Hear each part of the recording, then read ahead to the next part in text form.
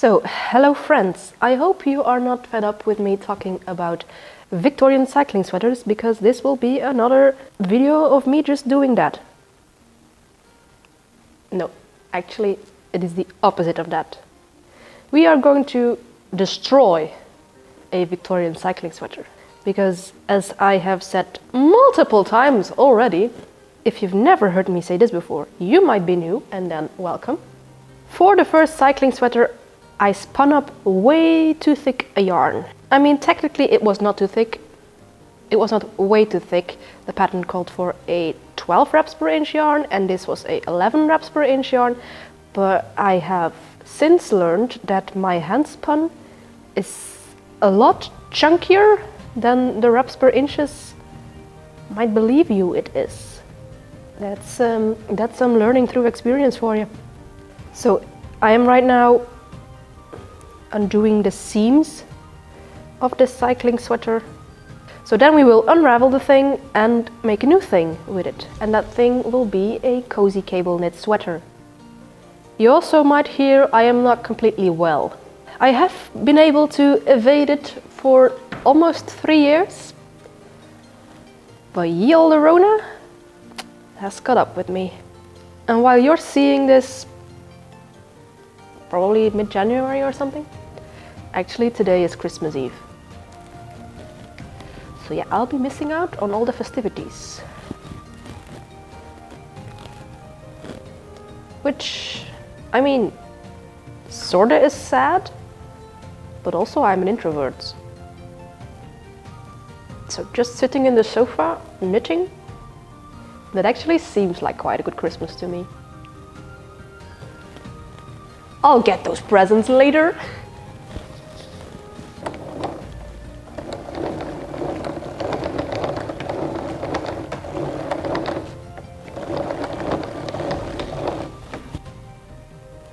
I sewed some shit together at the shoulders because they were too big and slipping off, and now it is of course biting me in the butt that I did that.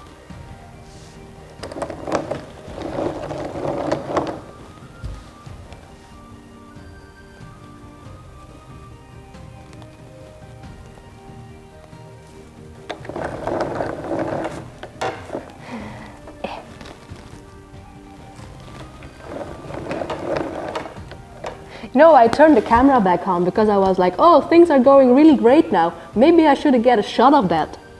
You know, I'm really going to show my age here.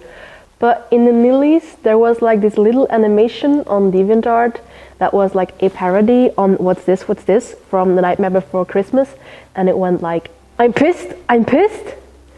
And I am really feeling it right now. The little wizards crying because their parents is deaf and dying. Is that Voldemort is flying? I'm pissed! So this is the front panel all done. I will spare you the tedium of watching me do that 2 times. I'm going to go straight to the knitting now. Normal people would actually first try and unkink this yarn, but I do not kink shame my yarn, and I'm just going to knit with it straight as it is. Chaos Goblin style.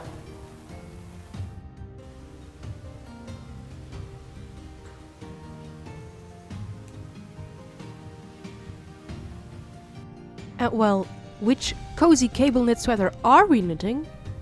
It is the Marzipan pullover by Sari Nordlund. Link will be in the description.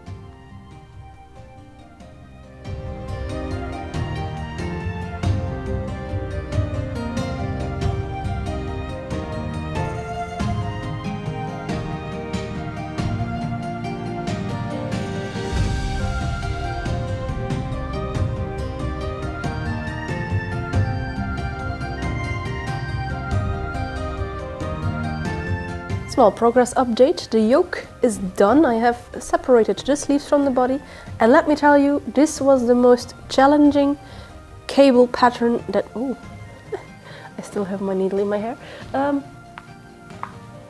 Where was I? Let me tell you, this was the most challenging cable pattern that I have knit probably ever. It's a complex labyrinth of cables, and at the second to last row, it had me almost screaming. But it is so beautiful.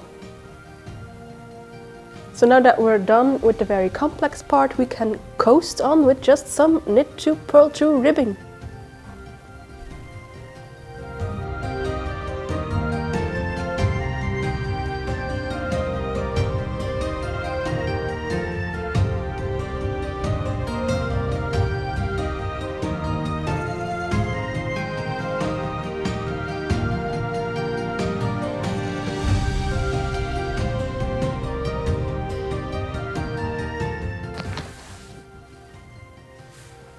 Look at this, guys, gals, and non-binary pals! This is so awesome. Fuck yeah. You know, like, the pattern actually calls to fold over this collar, but I don't know. I like this mock turtleneck, I think. I'm going to keep it like that.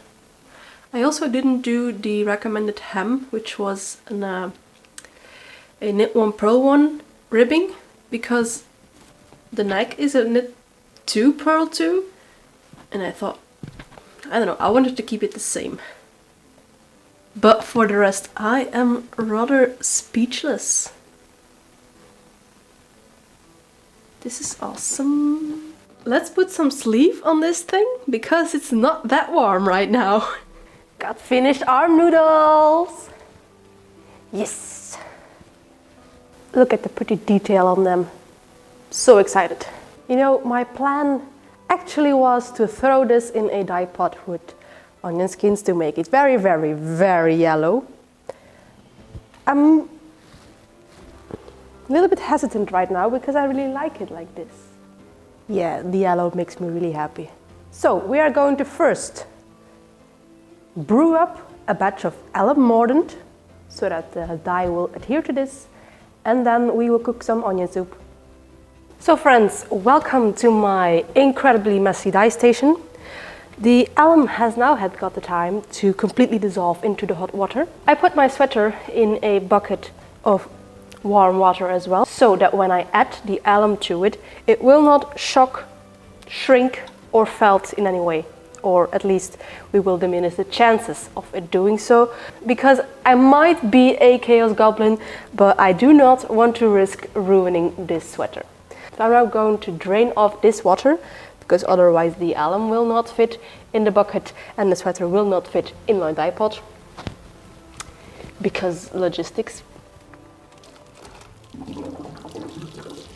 Hopefully now all the wool, the sweater will absorb the alum, and we can start on a dye bath of onion skins.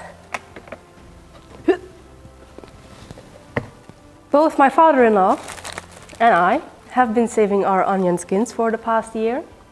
I've got more, but I think this will do plenty, because it is potent. Let's see how much we can get in the dye pot actually, because it's not such a big dye pot.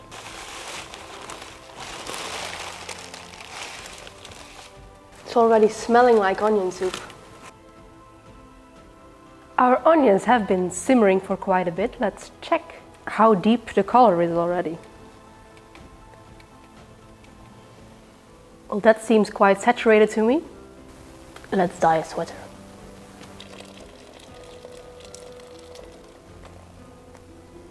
Oh! It's in here for 5 seconds, but I already have to show you. Look! Ah! Yes! So beautiful! Ah! That is steep. Cool down and then check on the end result. So the sweater has taken up color beautifully and also beautifully uniformly. I will now wash away the excess dye, put it somewhere flat to dry, and I will see you at the final reveal.